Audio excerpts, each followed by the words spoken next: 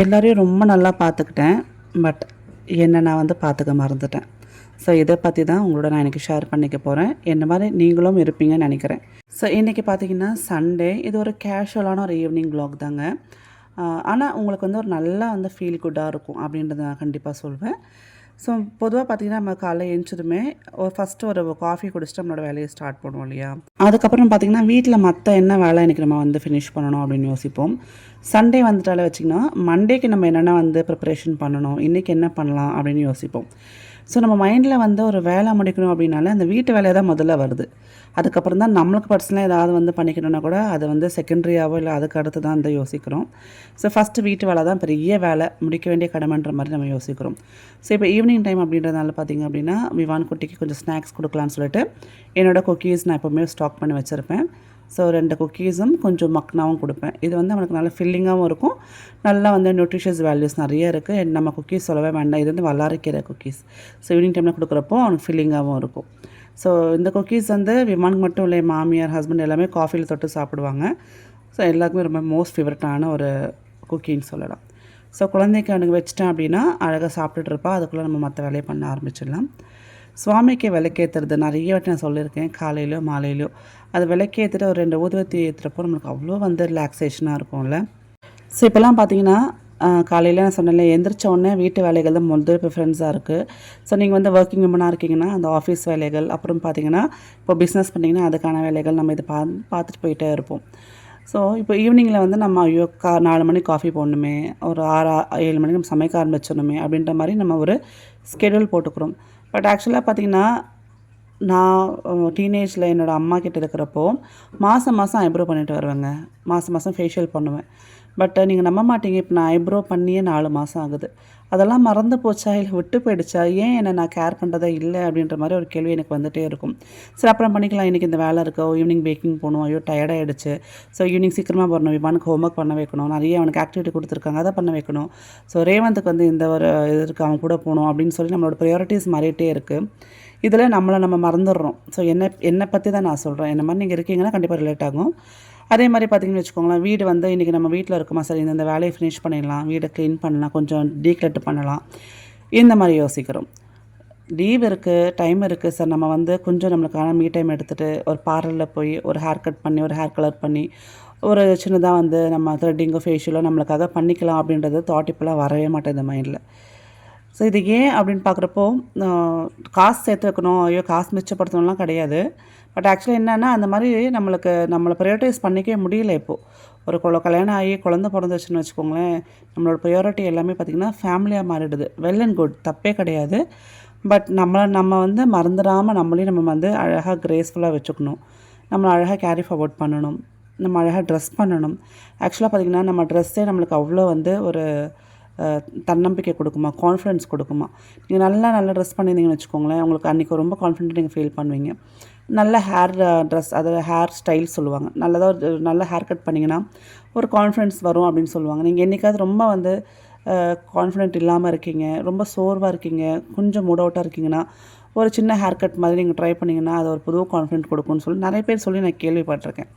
நான் ஏன் இதெல்லாம் இப்போ சொல்கிறேன் அப்படின்னா, ரீசெண்ட் டைம்ஸில் என்னோடய ப்ரையாரிட்டிஸ் மாறுது, என்னோடய ரெஸ்பான்சிபிலிட்டி ஜாஸ்தி ஆகுது. ஸோ இந்த இடத்துல நான் என்னையும் கேரி ஃபார்வர்ட் பண்ணணும், நான் என்னையும் பற்றி யோசிக்கணும் அப்படின்றது வந்து நான் விட்டுறேன். அந்த மாதிரி நீங்களும் இருக்கீங்கன்னா தயவுசெய்து நம்ம பண்ணாதீங்க.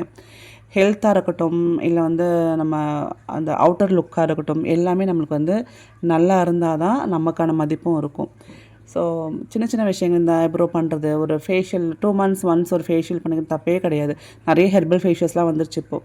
அந்த மாதிரி பண்ணுறது, இல்லை வந்து நம்மளுக்கு வந்து ஒரு சின்ன ஒரு ஹெட் மசாஜ் எடுக்கிறது, இதெல்லாமே பண்ணிக்கிட்டோம் அப்படின்னா சரி ஓகே, இப்போ நம்மளையும் பார்த்துக்குறோம், நம்மளை சுற்றி இருக்கிறவங்களும் பார்த்துக்குறோம் அப்படின்ற ஒரு ஹாப்பினஸ் கிடைக்கும்.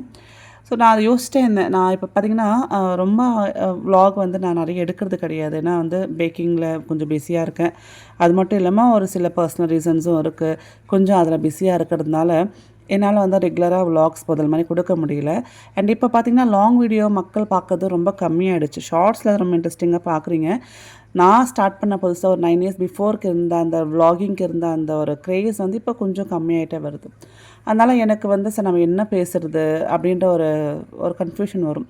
பட் எனக்கு மைண்டில் ஒரு 2 நாளாக வந்த விஷயம் என்ன அப்படின்னா, இதை பற்றி கண்டிப்பாக பேசியே ஆகணும் அப்படின்னு தான்.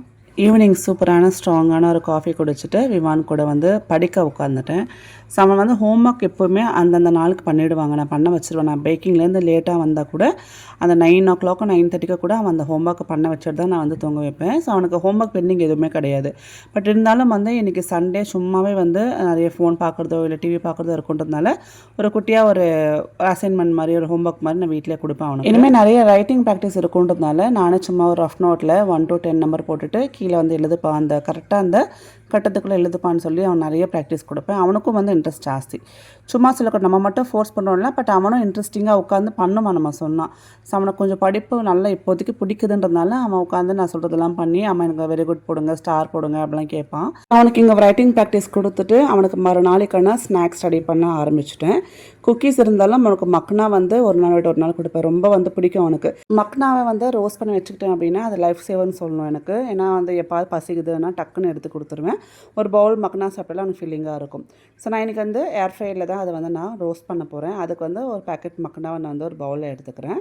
நான் வந்து மசாலாலாம் சேர்க்க மாட்டேன். அவனுக்கு பிளெயின் சால்ட் தான் பிடிக்கும். அந்த ஃப்ளேவர் தான் பிடிக்கும்னால நெய் மட்டும் கொஞ்சம் ஒரு 2 ஸ்பூன் அளவுக்கு நான் வந்து இந்த ஒரு பேக்கெட் ஃபுல் ஆஃப் மக்னாக்கு சேர்த்துக்கிறேன்.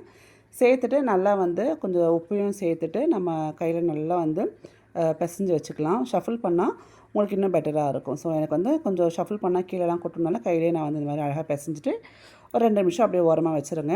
நான் வந்து 180 டிகிரி செல்சியஸ்க்கு ஒரு 5 நிமிஷத்துக்கு ப்ரீ ஹீட் பண்ணியிருக்கேன் ஏர் ஃப்ரையர். அப்போ இன்னும் டக்கு நம்மளுக்கு நல்லா மொறுமொறுன்னு ஆகும். இப்போது இந்த நம்ம கலக்கி வச்சுருக்கூடிய மக்னாவை அந்த பவுலில் சேர்த்துட்டு 160 டிகிரி செல்சியஸில் 10 நிமிஷம் நீங்கள் வந்து அதை ஏர் ஃப்ரை பண்ண விடுங்க. நல்லா சூப்பராக மொறுன்னு நம்மளுக்கு வந்து மக்னா ரெடி ஆகிடும். நம்ம இதுவே வந்து கடாயில் பண்ணுறோம் அப்படின்னா ரொம்ப நேரம் நின்று நம்ம வந்து பண்ணுற மாதிரி இருக்கும். கொஞ்சம் அப்படி ஆனாலும் கீழே வந்து நமக்கு அடி பிடிச்சிரும். அதனால அந்த பிரச்சனை இல்லாமல் நீங்கள் ஏர் ஃப்ரையில் அழகாக இது மாதிரி பண்ணிக்கலாம். இப்படி கையில் உடச்சிங்கன்னா அப்படியே நொறுக்குன்னு வந்து நம்மளுக்கு இது மாதிரி உடையும். ஸோ இதில் கரெக்டான ஒரு பதம். அதே மாதிரி இந்த டிகிரி செல்சியஸில் வச்சுக்கோங்க. இதுக்கு மேலே ஜாஸ்தியாக வச்சிங்கன்னா சீக்கிரமாக கருகிடும் உங்களுக்கு. ஸோ இது வந்து ரெடியாக இருக்குது. நல்லா ஆறின பிற்பாடு அந்த பாக்ஸில் போட்டு வச்சிட்டோம் அப்படின்னா ஸ்கூலுக்கு வந்து வச்சு கொடுக்கறதுக்கோ இல்லை அவனுக்கு யூஸ் பண்ணுறதுக்கோ எனக்கு ஈஸியாக இருக்கும். நான் இதை இங்கே முடிக்கிறதுக்குள்ளே அவர் வந்து அவர் ஹோம்ஒர்க் அழகாக முடிச்சிட்டாரு. ஸோ அந்த 1 to 10 அப்படின்றதுல எழுதிட்டான். அப்புறம் ஏபிசிடி வந்து அப்புறமா நான் சாப்பிட்டு எழுதுகிறேன் மம்மி அப்படின்னா. வெரி குட்,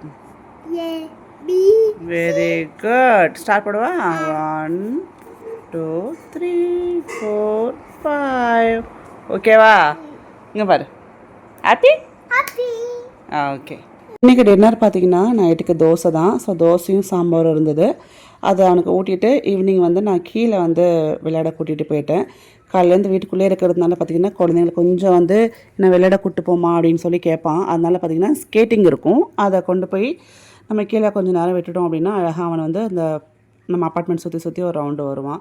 ஸோ எனக்கும் கொஞ்சம் வாக் பண்ண மாதிரி இருக்கும். எனக்கு காலையில் கொஞ்சம் ஸ்டொமக் அப்படியே வந்து எப்படி சொல்கிறது அப்செட்டாக அந்த மாதிரி ஃபீல் ஆச்சு. கொஞ்சம் வாக் பண்ணிட்டு வந்தால் நமக்கு நல்லாயிருக்கும்னு நான் நினச்சேன். ஸோ நான் அவன் கூடயே போயிட்டு ஒரு வாக் முடிச்சுட்டு வந்துட்டேன். ஸோ என்னோடய ரொட்டீன் இப்படி தாங்க இருக்குது. நான் இந்த வாரத்தில் ஒரு நாள் பேக்கிங் போகிறேன் அப்படின்னா மறுநாள் வந்து வீட்டில் வீடியோஸ் எடுக்கிறதுக்கு குழந்தைங்களோட டைம் ஸ்பெண்ட் பண்ணுறது அப்படின்னு ஸ்பெண்ட் பண்ணிகிட்ருக்கேன். எல்லா நாளுமே நம்ம வந்து அவைலபிளாக இல்லைன்னா சின்ன குழந்தை இப்போ தான் வந்து வளர ஸ்டேஜ். ஸோ அப்போ வந்து அவனுக்கு அந்த ஒரு என்ன சொல்கிறது அந்த டச் வந்து போயிடும். அதனால் பார்த்திங்கன்னா எப்போவுமே அவன் கூட நிறைய டைம் ஸ்பெண்ட் பண்ணுற மாதிரி தான் பார்த்துப்பேன். ஏன்னா இந்த ஏஜ் தான் மழையில பேசுகிறது ரொம்ப க்யூட்டாக இருக்கும். அவன் பேசுகிறது எல்லாமே நிறைய விஷயம் பேசுகிறான். எங்களுக்கு ஆச்சரியமாக இருக்குது. ஸோ அவ்வளோதாங்க, ரொம்ப பெருசாக ஒன்றும் இல்லை. என் மனசில் பட்ட விஷயங்கள் உங்களோட ஷேர் பண்ணிக்கிட்டேன். ஸோ இது உங்களுக்கு கண்டிப்பாக ரிலேட் ஆகுது அப்படின்னா நீங்கள் ஒரு வீடியோக்கு லைக் பண்ணிட்டு போடுங்க போதும். அதே மாதிரி உங்கள் ஃப்ரெண்ட்ஸ் அண்ட் ஃபேமிலிக்கு பிடிச்சிருந்தா ஷேர் பண்ணிக்கோங்க. ஃபஸ்ட் டைம் பார்க்குறீங்க சப்ஸ்கிரைப் பண்ணிக்கோங்க. பாய்.